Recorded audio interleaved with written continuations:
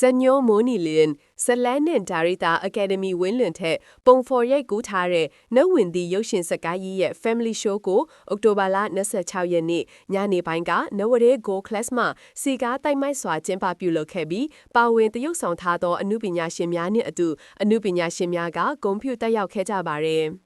နဝင်ဒီရုပ်ရှင်စကားဤမှာအမှုပညာရှင်များဖြစ်ကြတဲ့တရုတ်ဆောင်အလင်းရောင်ထက်ဆင့်အကယ်ဒမီဝင်းမုံရွှေကြီးနေထက်လင်းချာလီညီနန္ဒထက်ဆင့်အကယ်ဒမီမေတန်နုအကယ်ဒမီမျိုးတန်တာထွန်းဖူးဆုံပြည်ကောင်စုတန်ဆန်းဆန်းဝင်းဝင်းမင်တန်ချူတာနှင်းလွန်ချေယွန်းရွှေရုပ်လွှာနှင့်အမှုပညာရှင်များစွာကပါဝင်တရုတ်ဆောင်ထားပြီးမြန်မာတကီလုံးရှိအစိမ့်မြင့်ရုပ်ရှင်ရုံများတွင်အောက်တိုဘာလ30ရက်နေ့မှစတင်ပြီးရုံတင်ပြသသွားမှာပဲဖြစ်ပါတယ်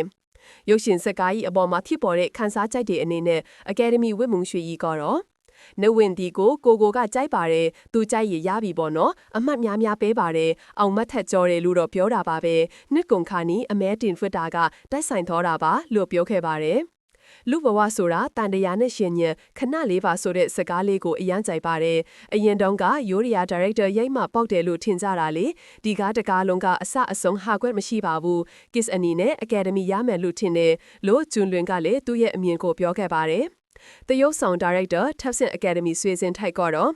ကာရိုက်တာဒီကမြန်မာထုံးစံအတိုင်းအော်ဟစ်ပေါက်ကွဲပြီးအမှုပညာအထက်ကကြော်လာတာမျိုးမရှိပါဘူးအပေါ်အလိုမရှိသိကောင်းတာပဲအကယ်ဒမီကလူတွေကြည့်ရလိမ့်မယ်ထင်တယ်တစ်ခုနှစ်ခုမကားပဲအများကြီးတွေ့နေရတယ်လို့ပြောခဲ့ပါတယ်